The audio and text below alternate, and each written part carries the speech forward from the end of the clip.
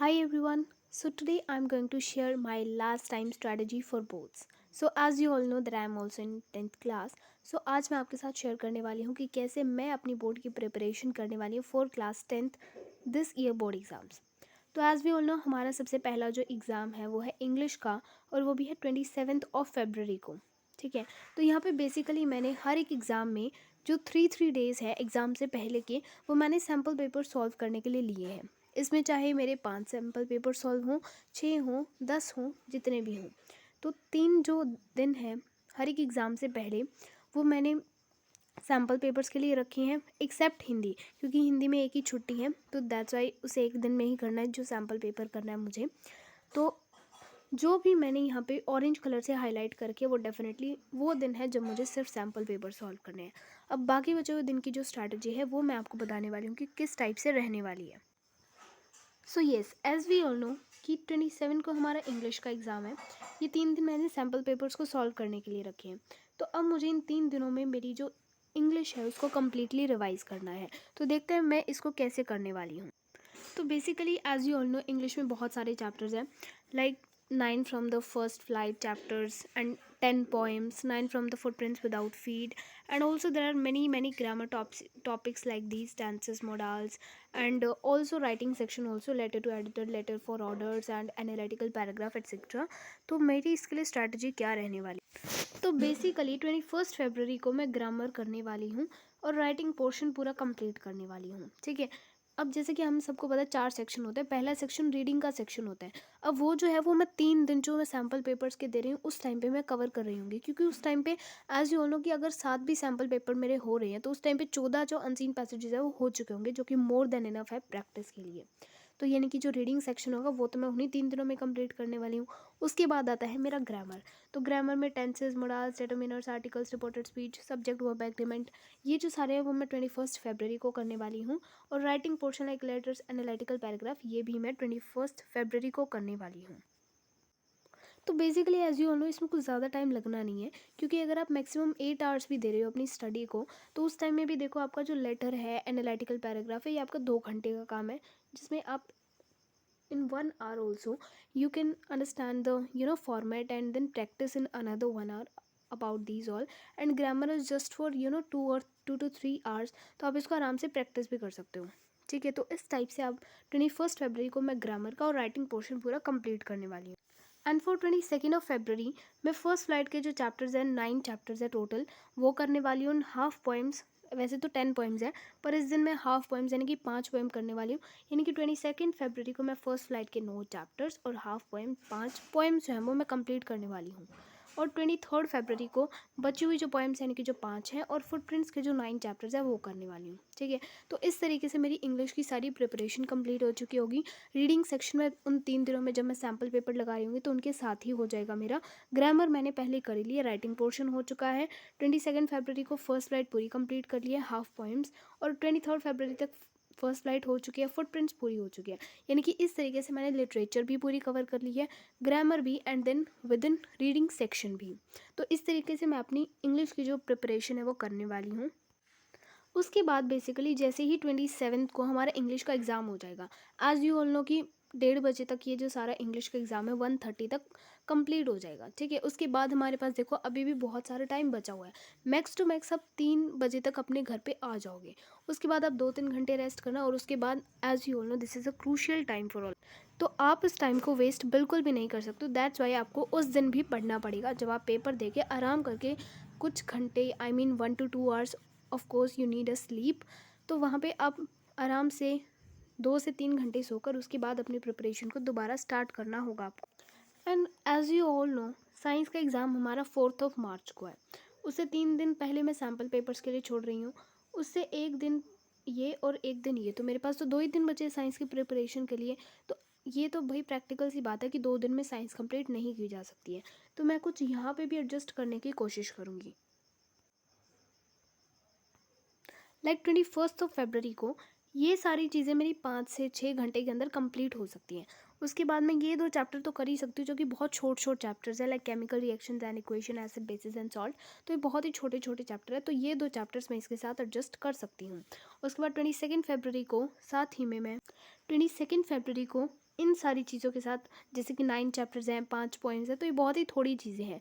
तो मैं साइंस में साथ में छोटे chapters like magnetic effects of current हो गया और एनवायरनमेंट वाला जो चैप्टर है वो भी कर लूँगी। उसके बाद जो 23 फरवरी है वहाँ पे भी मैं इन पॉइम्स के साथ, तो यहाँ पे जो रेस्ट ऑफ पॉइम्स है जो कि मुझे 5 करनी है, और साथ में फुटप्रिंट्स के 9 चैप्टर। अब देखो फर्स्ट फ्लाइट के 9 चैप्टर से तो कम ही लेंथी हैं ये, तो इसलिए मैं यहाँ पे एक लाइफ प्रोसेस जैसा कंप्लीट जो ग्रेट वाला चैप्टर है वो कंप्लीट कर सकती हूँ इस एक दिन में। यानी कि देखो 21, 22 और 23 में मेरी इंग्लिश के साथ साथ ये जो मेरे कुछ चैप्टर्स कंप्लीट हो चुके, I think 6, like chapters completed here are 2 यहाँ पे, 2 यहाँ पे और 1 यहाँ पे। तो दैट्स वाई मैं कह रही हूँ यहाँ पे 5 चैप्टर आपके कंप्लीट हो चुके हैं, यानी कि कुछ जो बोझ है वो आपके दिमाग से हल्का हो चुका है। अब देखो सिंपल सी बात है, यहाँ तक आप कर चुके हो, ठीक है। फिर आप क्या कर रहे हो, 27 को अपना इंग्लिश का एग्ज़ाम दे के आ रहे हो, तो उस दिन मैं आपको मैक्स टू मैक्स 2 ही चैप्टर दूंगी। अगर आपसे 3 होते तो आप 3 भी कर सकते हो, बट आके आप 2-3 घंटा आराम से रेस्ट करके उसके बाद आप मेटल्स, नॉन मेटल्स और कार्बन एंड कंपाउंड। अब मैंने यहाँ पे आपको 2 चैप्टर इसलिए दिए हैं क्योंकि carbon and compound is a some lengthy chapter, तो इसलिए आप इसको कार्बन एंड कंपाउंड वाले अकेले को कर सकते हो और मेटल एंड नॉन मेटल को। वरना अगर आपके अंदर इतनी एबिलिटी है तो आप इसके अंदर 3 चैप्टर्स भी कर सकते हो। तो 27 फरवरी को आपको इस तरीके से करना है। उसी के साथ साथ 28 फरवरी को आपको control and coordination, how do organisms reproduce, heredity, light and human आई। अब आपको लग रहा होगा कि इतने ज़्यादा हम एक दिन में कैसे कर पाएंगे, तो definitely this is not such difficult task. क्योंकि देखो आप यहाँ पे देख सकते हो कि जो control, coordination, how do organism reproduce, यानी कि 4 चैप्टर्स बायो के, 3 चैप्टर बायो के, control, coordination, how do organism reproduce और हेरिडिटी, 3 चैप्टर और मैक्स टू मैक्स वही 4 बजे तक आप कंप्लीट कर सकते हो, 4 नहीं तो 5 बजे तक। अब बाकी बचे हुए टाइम ये 2 चैप्टर कर लेना। डेफिनेटली आप 11-12 बजे तक तो पढ़ोगे, तो उस टाइम में आप लाइट और ह्यूमन आई जैसे कंप्लीट कर सकते हो चैप्टर, ठीक है। अगर आपसे ह्यूमन आई नहीं हो रहा तो कोई बात नहीं, लाइट तो आप एटलीस्ट कर ही सकते हो।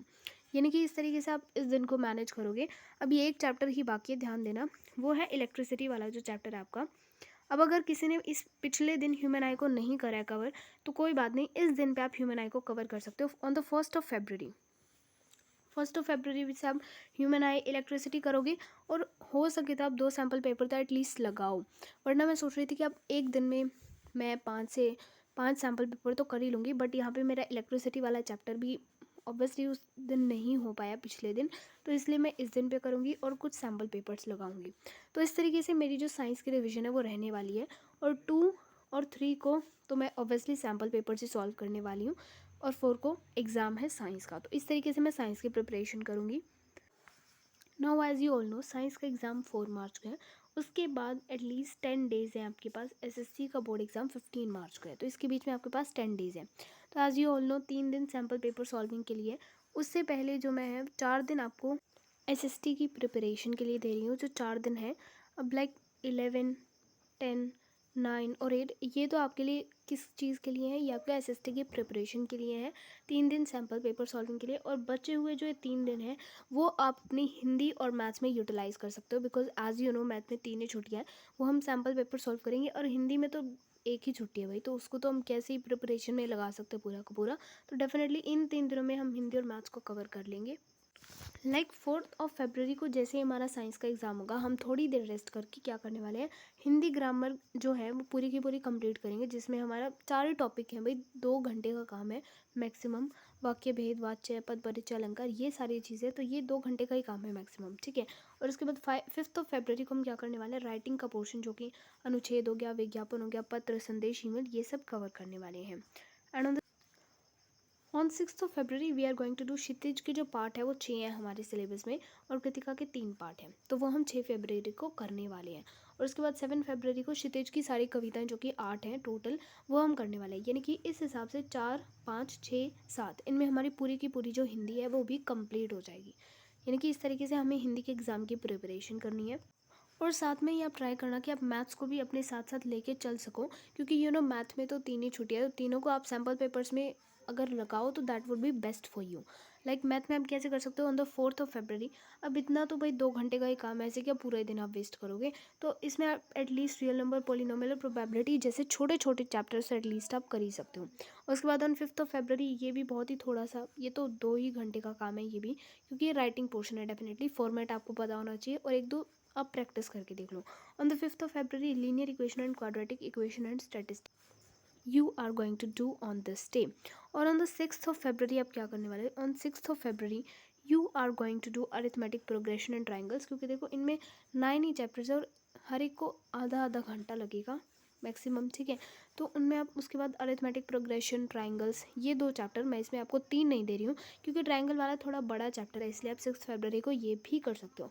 और ऑन द 7th February आप करने वाले coordinate geometry, circles, area of circle, ये भी आपके छोटे छोटे चैप्टर्स है, तो ये आप तीनों मैनेज कर सकते हो, क्योंकि भाई आपको थोड़ी मेहनत तो करनी पड़ेगी बेसिकली, क्योंकि अब ये वो टाइम नहीं रह गया कि आप एक दिन में बस एक ही चैप्टर करके चलो। आपको अगर अच्छे मार्क्स स्कोर करने हैं तो you have to follow this definitely.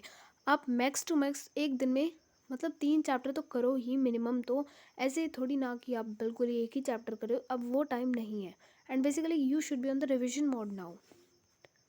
And as you know, अभी तक हमने क्या किया, अभी तक हमने 7th February तक हमने एसएसटी को छेड़ा नहीं है, बिकॉज हमारे पास बहुत दिन है भाई, ऐसे थोड़े हम दिनों को वेस्ट कर देंगे। उसके बाद 7th February के बाद हम करने क्या वाले हैं on the 8th of February। On the 8th of February you are going to do economics के 4 चैप्टर्स प्लस में सिविक्स का एक चैप्टर।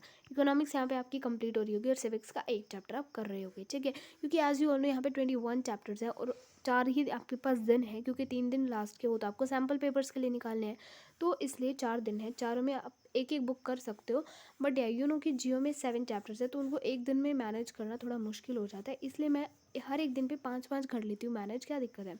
इकोनॉमिक्स के 4 चैप्टर प्लस सिविक्स का एक चैप्टर। उसके बाद 9th of February को सिविक्स के 4 चैप्टर और हिस्ट्री का एक चैप्टर, ठीक है। इस तरीके से आपकी इकोनॉमिक्स और सिविक्स दोनों कंप्लीट हो जाएंगी। फिर on the 10th of February history के 4 चैप्टर कर रहे होगे आप प्लस में जियो का एक चैप्टर, इस तरीके से हिस्ट्री भी कंप्लीट हो जाएगी। और on the 11th of February you will be doing geo के 6 चैप्टर्स जो बचे हुए हैं, यानी कि यहाँ पे आपकी पूरी एसएसटी कंप्लीट हो चुकी होगी। बिल्कुल कंसंट्रेशन के साथ पढ़ना, you will be able to complete it and follow it. उसके बाद जो बचे हुए 3 दिन है, 12, 13, 14, 15 को तो आपका एग्ज़ाम ही है, तो इन 3 दिनों में आप सैम्पल पेपर्स को कर सकते हो। और अब जैसा कि आपने देखा 15 को आपका एसएसटी का हो चुका है, ठीक है। उसके बाद 17 को आपका हिंदी का है, बीच में एक ही दिन का गैप है। तो मैंने आपको बताया कि सिलेबस तो आपको यहाँ पे इन 3 दिनों के अंदर ही कवर हो चुका है, अब उसके सैम्पल पेपर आपको इस दिन पे लगाने हैं। लाइक 15th of Feb को जैसे ही आप एसएसटी का एग्ज़ाम दे के आओगे, तो यहाँ पे आप 1 या 2 सैम्पल पेपर तो आप एटलीस्ट उस दिन कर ही सकते हो हिंदी के। 2 से 3 घंटा आप पूरा रेस्ट मारो, कोई दिक्कत नहीं एग्ज़ाम से आके। और उसके बाद एटलीस्ट आप उस टाइम पे 1 या 2 सैम्पल पेपर उस दिन लगाओ। उसके बाद 16th of Feb को बचे हुए जो सैम्पल पेपर्स है वो लगा लो, तो definitely you are going to score well in Hindi exam also, ठीक है। वरना आपके पास टाइम बहुत कम है, ये बात मैं भी जानती हूँ हिंदी के एग्ज़ाम में। तो इस तरीके से आप हिंदी के एग्ज़ाम को कर सकते हो, अगर आप वो वाली टेक्निक फॉलो करते हो तभी। वरना इन 1.5 दिन में, इस पूरे के पूरे 1.5 डे में मुझे नहीं लगता कि साथ ही में पूरा का पूरा दोबारा से रिवाइज़ करना प्लस सैम्पल पेपर्स लगाना वो बहुत ही मुश्किल होता है मैनेज करना, इसीलिए मुझे ये ठीक लगा तो मैंने आपको ये बताया है। उसके बाद मैथ का एग्ज़ाम कैसे बताना है, एज़ यू नो यहाँ पे आपके 3 चैप्टर यहाँ पे, 3 चैप्टर यहाँ पे, 2 यहाँ पे और 3 चैप्टर यहाँ पे, यानी कि टोटल आपके 11 चैप्टर्स तो यहाँ तक कंप्लीट ही हो चुके हैं और आपके 14 चैप्टर, यानी कि 3 ही चैप्टर बचे हैं। तो डेफिनेटली आपको कोई भी दिन वेस्ट नहीं करना है। जैसे ही आप 17 डेट को, आई टेल यू, जैसे आप इस दिन 17 डेट को हिंदी का एग्ज़ाम दे के आओगे, तो भाई इतना सारा बोझ तो हल्का हो चुका होगा डेफिनेटली। यहाँ तक आप बहुत ही अच्छा स्कोर करके आए हो, तो डेफिनेटली आपके मन से बहुत ज़्यादा बोझ जो है वो हल्का हो जाएगा। और आपको थोड़ी मेहनत और करनी है, 21 तक और पहुँचना है। तो आपको आते ही इस दिन 2-3 घंटे का रेस्ट लो and then work upon it. और मैथ के जो बचे हुए 3 चैप्टर्स है, जो मैं आपको अभी बताऊँगी, जो मैथ के बचे हुए 3 चैप्टर्स है, like trigonometry, application of trigonometry, surface area and volume. हाँ, ये मैं भी मानती हूँ कि ये थोड़ा सा मुश्किल है इन सबको एक ही साथ मैनेज करना, बट या आपको करना पड़ेगा if you want to score well in it, ठीक है। तो आपको ये तीनों चैप्टर अगर हो रहे हैं तो ठीक है, वरना इस एक चैप्टर को आप 18 को कर सकते हो। थोड़ा 2 सैम्पल पेपर कम हो जाएंगे डेफिनेटली, तो इसमें आप मैनेज कर सकते हो बट देखो डेडिकेशन के साथ पढ़ोगे तो डेफिनेटली हो जाएगा। 17 फ़ेब को trigonometry, application of trigonometry and surface area and volume. और बची हुई जो 3 छुट्टियाँ 18, 19 और 20 वो आप सैम्पल पेपर्स को करने में यूटिलाइज़ कर सकते हो। देखो बेसिकली मैं 3 दिन सैम्पल पेपर्स को क्यों दे रही हूँ, क्योंकि मेरा भी वैसे फर्स्ट टाइम एक्सपीरियंस है, but I have listen from loads of places कि अगर हम जितने ज़्यादा सैम्पल पेपर सॉल्व करेंगे तो उतने ही अच्छे हमारी एग्ज़ाम में अटैम्प्टेशन होगी, क्योंकि हमारा टाइम मैनेजमेंट भी यहाँ से हो रहा है और साथ में हमें पता लग रहा है कि पेपर किस टाइप से आना है। तो definitely sample papers are very necessary. ठीक है, तो इस तरीके से आपको सॉल्व करना है। फिर आपको वैसे भी फिर तो आप जानते ही हो भाई डेफिनेटली कि 21 को आपका मैथ का एग्ज़ाम है। तो अब देख सकते हो भाई, आई थिंक सो आपको डेफिनेटली इतनी डेडिकेशन तो है। अगर आप इसको डेडिकेशनली पूरा का पूरा अच्छे से फॉलो कर लेते हो तो ये बात बिल्कुल पक्की है कि you would score best and above your expectations in your board exams. तो आप बहुत ही अच्छा स्कोर करने वाले हो। Definitely best wishes to you, best of luck. And एक बार दोबारा से मैं आपको समराइज़ कर देती हूँ, और इसकी जो पीडीएफ है वो भी आपको डिस्क्रिप्शन में मिल जाएगी, ताकि आपको चैलेंज है वो लिखना ना पड़े। आप उसी में से देखो एंड जस्ट फॉलो इट। तो वही basically as you all know, English का पेपर 27 को है। इन 3 दिनों हम सैम्पल पेपर लगा रहे होंगे। इन 3 दिनों में जैसे कि मैंने आपको उसमें चैलेंज में बताई रखा है, हम इंग्लिश कर रहे होंगे, साथ में मैथ्स को भी नहीं साथ में साइंस को भी थोड़ा थोड़ा हम टाइम देते हुए चल रहे होंगे। उसके बाद 27 को आके 28 को हम साइंस का बचा हुआ जो यहाँ पे तो कुछ चैप्टर्स कर ही लिए हैं, जो बचे हैं वो हम इस दिन पे करेंगे। और इन 3 दिनों हम साइंस के सैम्पल पेपर्स लगा रहे होंगे और 4th को साइंस का एग्ज़ाम दे के आ जाएंगे। और उसके बाद हम हमारा शुरू करेंगे 4th, 5th, 6th और 7th को मैथ्स प्लस हिंदी, क्योंकि एसएसटी के लिए हमारे पास काफ़ी टाइम है, इसलिए हम इन दिनों पे हिंदी और मैथ्स को दे देंगे, क्योंकि हमारे पास हिंदी और मैथ्स में ज़्यादा टाइम नहीं है। तो हिंदी का तो सिलेबस पूरा कंप्लीट हो जाएगा। मैथ्स के बस 3 चैप्टर बचे होंगे, वो हम 20 वो हम 17 को आके हिंदी के एग्ज़ाम से आके वो हम कर देंगे। अब जो बचे हुए 8, 9, 10 है और 11 है, इन दिनों हम बुक्स कर रहे होंगे एसएसटी की। डेफिनेटली वो मैंने आपको बता दिया कैसे करना है। इन 3 दिनों में हम सैम्पल पेपर्स करेंगे। 15 को आके एसएसटी के हम हिंदी को सैम्पल पेपर्स सॉल्व कर रहे होंगे, और 16 को भी हम हिंदी के सैम्पल पेपर सॉल्व कर रहे होंगे, क्योंकि इन 4 दिनों में हम डेफिनेटली हिंदी का जो सिलेबस है वो पूरा कर चुके हैं। उसके बाद 17 को हिंदी का एग्ज़ाम देके आके जो बचे हुए 3 चैप्टर है मैथ की वो कंप्लीट करेंगे। चाहो तो 2 भी कर लो, एक इस दिन पे कर लेना। और इन 3 दिनों को हम डेडिकेशनली सैम्पल पेपर सॉल्व कर रहे होंगे, और 21 को हम मैथ्स के एग्ज़ाम में 4 के आएंगे। तो if you follow this strategy definitely you would be score well. तो अगर आपको ये अच्छी लगे तो please like, share and subscribe this channel please. Thank you.